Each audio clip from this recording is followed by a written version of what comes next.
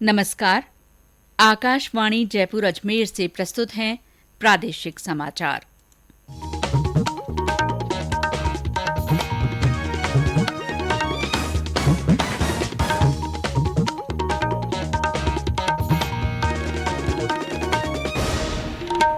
मुख्य समाचार। उपराष्ट्रपति एम वेंकैया नायडू का कार्यकाल पूरा होने पर राज्यसभा ने उन्हें विदाई दी। प्रधानमंत्री नरेंद्र मोदी ने उनके नेतृत्व की सराहना करते हुए कहा कि श्री नायडू के कार्यकाल में राज्यसभा ने नई ऊंचाइयां हासिल कीं। सीकर के खाटू श्याम जी मंदिर में भगदड़ में 3 महिला श्रद्धालुओं की मृत्यु और 4 घायल। प्रधानमंत्री, लोकसभा अध्यक्ष, राज्यपाल और मुख्यमंत्री ने हादसे पर दुख जताया। प्रदेश के भाजपा सांसदों ने भरतपुर सांसद रंजीता कोली की गाड़ी पर पथराव पर कड़ी प्रतिक्रिया व्यक्त की। सांसद कोली ने धरना समाप्त किया। केंद्रीय मंत्री गजेंद्र सिंह शेखावत और कैलाश चौधरी ने लंपी रोग से प्रभावित जिलों के अधिकारियों के साथ जोधपुर में बैठक की। और राष्ट्रमंडल खेलों का समापन आज रात। भारत अब तक 60 पदकों के साथ चौथे स्थान पर।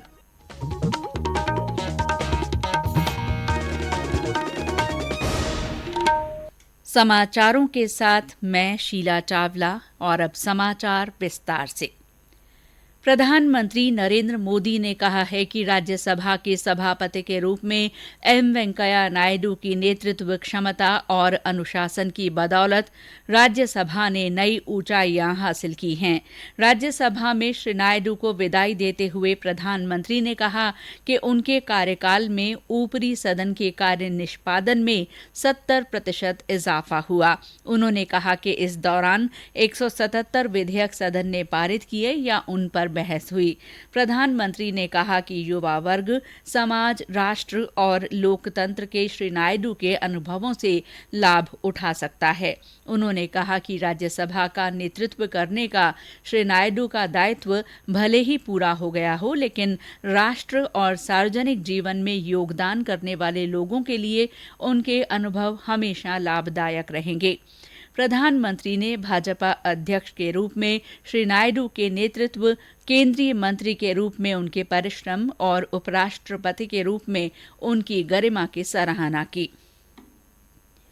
सीकर के खाटू श्याम जी मंदिर में आज सुबह हुई भगदड़ में 3 महिला श्रद्धालुओं की मौत हो गई और 4 लोग घायल हो गए हैं। घायलों का जयपुर के सवाई मानसिंह अस्पताल में इलाज चल रहा है। इनमें से एक की हालत गंभीर बनी हुई है।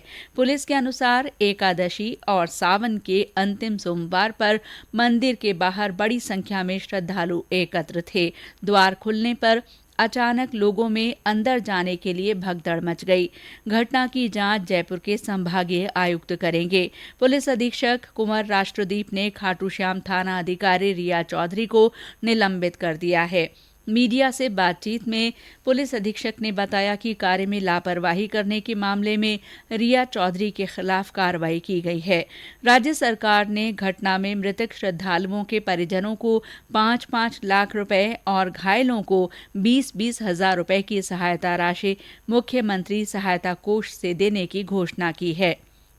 प्रधानमंत्री नरेंद्र मोदी, लोकसभा अध्यक्ष ओम बिरला, राज्यपाल कलराज मिश्र और मुख्यमंत्री अशोक गहलोत ने हादसे पर दुख जताया है।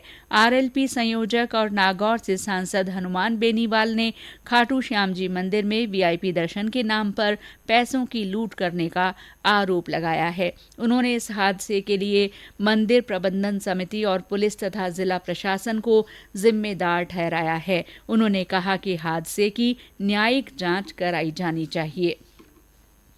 डूंगरपुर जिले में राष्ट्रीय राजमार्ग 48 पर लेहड़ा घाटी में अनियंत्रित होकर एक निजी बस के पलट जाने से 3 लोगों की मौत हो गई। दुर्घटना में करीब 1 दर्जन लोग घायल हो गए, जिनको बेछीवाड़ा और डूंगरपुर के अस्पतालों में भर्ती करवाया गया है। प्रदेश के भाजपा सांसदों ने भरतपुर सांसद रंजीता कोली की गाड़ी पर पथराव पर कड़ी प्रतिक्रिया व्यक्त की है। आज दिल्ली में केंद्रीय मंत्री अर्जुन राम मेघवाल, दौसा सांसद जसकौर मीणा और जयपुर ग्रामीण सांसद कर्नल राज्यवर्धन राठौड़ ने संयुक्त रूप से पत्रकारों से बातचीत में कानून व्यवस्था सहित विभिन्न मुद्दों पर गहलोत सरकार की आलोचना की। कर्नल राठौड़ ने कहा कि सांसद रंजीता कोली पर ये चौथा हमला है। उन्होंने कहा कि राज्य में कानून व्यवस्था की स्थिति बदहाल है और अवैध खनन चरम पर है। राजस्थान के अंदर मुख्य नहीं है, स्थिति नियंत्रण से पूरी बाहर है। अब वो अपने दिन गिन रहे हैं, लेकिन उसमें राजस्थान की जनता पिस रही है। राजस्थान को पूरी तरह से बेचा जा रहा है, अवैध खनन माफिया काम कर रहा है और हर किसी कानून का पालन करने वाले इंसान के ऊपर हमला हो रहा है। वो डरा हुआ है। महिलाएं, बहनें, बेटियां सब डरी हुई है, भयावह स्थिति है। अपनी गाड़ी पर पथराव के मामले में मेवात के कामा क्षेत्र के लेवड़ा मोड़ पर धरने पर बैठी सांसद रंजीता ने धरना समाप्त कर दिया है। आज जिला कलेक्टर और पुलिस अधीक्षक ने धरना स्थल पहुंचकर सांसद से बात की। दोनों अधिकारियों ने सांसद को विश्वास दिलाया कि अवैध खनन नहीं होने दिया जाएगा और ओवरलोडिंग वाहनों के खिलाफ कार्रवाई की जाएगी। गौरतलब है कि कल रात को रंजीता कोली की गाड़ी पर पथराव किया गया था। भारत छोड़ो आंदोलन की 80वीं वर्षगांठ के उपलक्ष्य में आज जयपुर में अहिंसा सर्किल पर सर्वधर्म प्रार्थना सभा और अहिंसा मार्च कार्यक्रम आयोजित किया गया। गांधी शांति प्रतिष्ठान नई दिल्ली के अध्यक्ष कुमार प्रशांत ने अहिंसा मार्च रैली को हरी झंडी दिखाकर रवाना किया। ये यात्रा स्टैच्यू सर्किल से गवर्नमेंट हॉस्टल चौराहे तक निकाली गई। इस मौके पर आयोजित कार्यक्रम को संबोधित करते हुए श्री प्रशांत ने कहा कि भारतीय स्वतंत्रता संग्राम में 8 अगस्त की तारीख का खासा महत्व है। इस आंदोलन के जरिए महात्मा गांधी ने करो या मरो का नारा देते हुए कहा कि हम देश की आजादी के लिए अपना सर्वस्व न्यौछावर कर देंगे।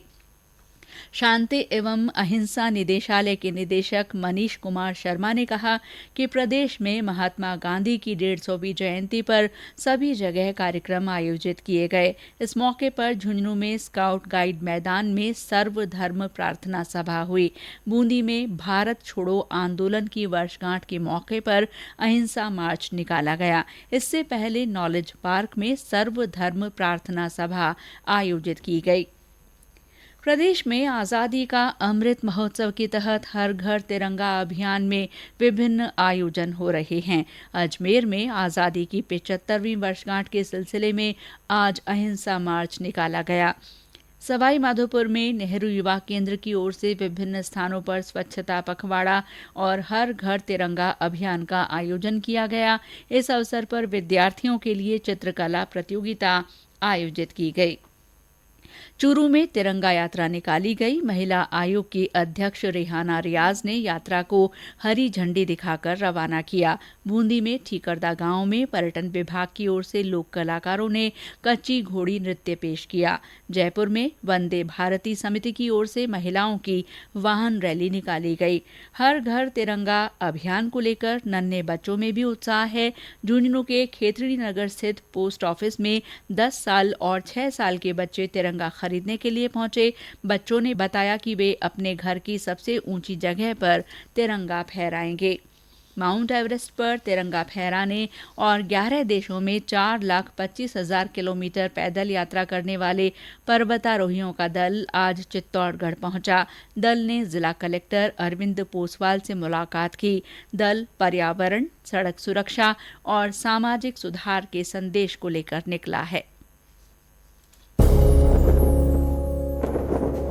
अब हर घर की छत पर शान से फहरेगा तिरंगा। गुनगुनाए जाएंगे नव विकास के गीत। आन बान शान का प्रतीक राष्ट्रध्वज तिरंगा।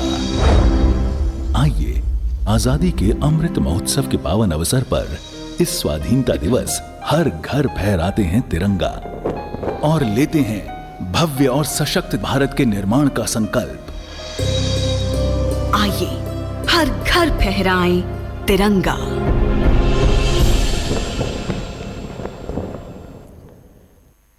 ये समाचार आकाशवाणी जयपुर अजमेर से प्रसारित किए जा रहे हैं। केंद्रीय जल शक्ति मंत्री गजेंद्र सिंह शेखावत और केंद्रीय कृषि राज्य मंत्री कैलाश चौधरी ने लंपी रोग से प्रभावित पश्चिमी जिलों के अधिकारियों से आज जोधपुर में विस्तार से चर्चा की। उन्होंने अधिकारियों से इस बीमारी की रोकथाम के लिए किए गए उपायों के बारे में जानकारी ली। दोनों मंत्रियों ने समीक्षा बैठक में अधिकारियों को गांव-गांव जाकर सर्वे करने के निर्देश दिए। बैठक के बाद मीडिया के साथ अनौपचारिक बातचीत में जल शक्ति मंत्री ने कहा कि बीमारी से मरे पशुओं का मुआवजा राज्य सरकार को गरीब पशुपालकों को देना चाहिए। केंद्रीय मंत्री ने कहा कि लंपी महामारी से लड़ने के लिए टेक्नोलॉजी का सहारा लेना होगा। इस बीच राज्य के कृषि पशुपालन मंत्री लालचंद कटारिया ने भीलवाड़ा के शाहपुरा में श्री पशुपतिनाथ गौशाला का निरीक्षण किया। राज्यपाल कलराज मिश्र ने गौवंश को लंपी संक्रमण से बचाने और इसकी रोकथाम के लिए युद्ध स्तर पर प्रभावी कार्रवाई करने के निर्देश दिए हैं। राज्यपाल आज लंपी रोग से संबंधित गौवंश की स्थिति और बचाव से संबंधित विशेष समीक्षा बैठक को संबोधित कर रहे थे। राज्यपाल ने जिलेवार गौवंश में संक्रमण की स्थिति की समीक्षा की और अधिक संक्रमण वाले स्थानों पर गोट पॉक्स की वैक्सीन डोज दिए जाने, गौशालाओं को सैनिटाइज करने, गायों में रोग प्रतिरोधक क्षमता बढ़ाने के लिए समुचित पोषाहार देने और इससे बचाने के लिए हर संभव कारगर उपाय अपनाए जाने के निर्देश दिए। और अब मौसम। प्रदेश के पश्चिमी जिलों में एक बार फिर व्यापक बारिश हुई है। बाड़मेर जिले में मुख्यालय और ग्रामीण इलाकों में कई जगह मूसलाधार बारिश हुई, जिससे निचले इलाकों में पानी भर गया। जोधपुर जिले में हुई तेज बारिश से जोधपुर जैसलमेर रेल मार्ग फिर बाधित हो गया है। लोहावट के पास ट्रैक के नीचे से मिट्टी बह जाने से रेल पटरियां हवा में झूल गईं। इस कारण साबरमती एक्सप्रेस को बीच में रोकना पड़ा। बाद में इसके यात्रियों को रोडवेज बसों से उनके गंतव्य तक पहुंचाया गया। इस मार्ग पर चलने वाली जयपुर जैसलमेर पैसेंजर ट्रेन को आज रद्द करना पड़ा, जबकि 5 ट्रेनों को आंशिक रद्द किया गया है। ट्रैक की मरम्मत का काम चल रहा है। मौसम विभाग ने आगामी 48 घंटों में जोधपुर संभाग के जिलों में 1-2 स्थानों पर भारी बारिश की संभावना जताई है। जोधपुर और बीकानेर संभाग के कुछ स्थानों पर हल्की से मध्यम बारिश हो सकती है। अगले 4-5 दिन प्रदेश के पूर्वी हिस्सों में कुछ स्थानों पर हल्की से मध्यम बारिश और कोटा तथा उदयपुर संभाग के जिलों में भारी बारिश हो सकती है। और अब राष्ट्रमंडल खेलों से जुड़े समाचार।